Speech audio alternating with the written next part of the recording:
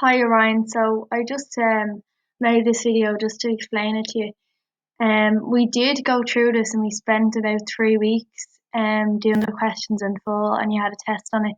So just it was really important just to make sure that if you're unsure of a part, if you just ask me and I'll give you the notes if you're missing them or whatever.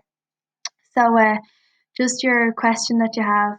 So in sorry there, I'll just get it up now. There we go. So this is the question that you have in for your part one of your assessment, and you're asked in part B to indicate if the ordinary shareholders will be satisfied with the performance, state of affairs, and prospects of the company. In part B of these interpretation questions, as I've mentioned before, there's only two possible things that you'll be asked, and one is about would the shareholders be satisfied, and the other one that you can possibly ask for the theory part in part B is about a bank manager and giving them a loan. Okay, so part B will only always be one. It will be about the shareholders, or number two about the bank manager or debentures or loans. Okay, so in this case, it's about the shareholders. So in the sheet that I gave you, and I'll send this to you. Where is it in here? So here. So I have if part B, which it did in this case, asked about the shareholders' performance, state of affairs, and prospects. So you use these headings. So performance, under the heading performance, there's profitability and level of dividends, and you just have to remember that.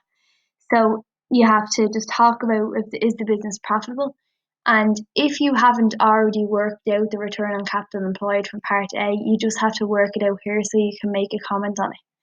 Okay, and then you talk about the level of dividends and the performance. So you're talking about dividends per share, or earnings per share, sorry, dividend cover, and you're talking about dividend yields in this section. So if you haven't done the ratio for any of them in part A, you have to do it here so you can comment on it. And then that's under performance. So that's performance done. The next one is state of affairs, and the two headings always used under state of affairs is how is the company doing? Okay, what state is the company in? So under state of affairs, you'll see. I'm sorry, I must have just. So under state of affairs, then we talk about liquidity and gearing, okay, and investment policy. So state of affairs is how well the company is doing. So liquidity is the ability for the company to repay its debts. So we look at the asset test ratio and the current ratio, and then we make a comment on it. And again, if we haven't calculated the asset test ratio and the current ratio in part A, we calculate it again. Again, just for each one of these, when we're answering, we're comparing it to the year before. So when we get an answer for profitability, okay, for this year, we go to our question, and in our question, then we always compare it to the year before. And if you're looking, this is the question that you have in the top right hand corner here, that's last year's figures. Okay, so you see return on capital employed last year was 8.4. So we calculate this year's one, and then we compare the two of them and see, well, did they get less money or more money? And then we comment on it in the profitability. And then again, as I said, the liquidity one, we will be looking here, and we'll be looking at like their gearing ratio. So we'll be looking at the last year's one compared to the one that we calculated for this year. So this box is all about the information for the ratios from last year.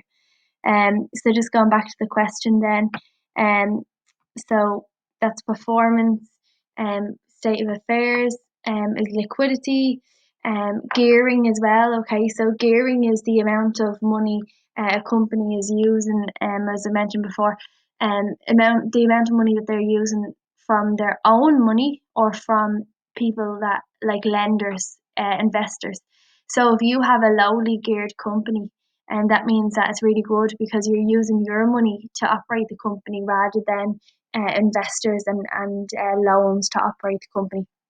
So again, you make a comment on this year's one, you can calculate it using the gearing formula, and you look again in the question from last year's one and you compare it. And investment policy is also in there, okay? So the investment, the money that was invested in the company. And then prospects is just the future. It talks about the share price and then the sector that it's in.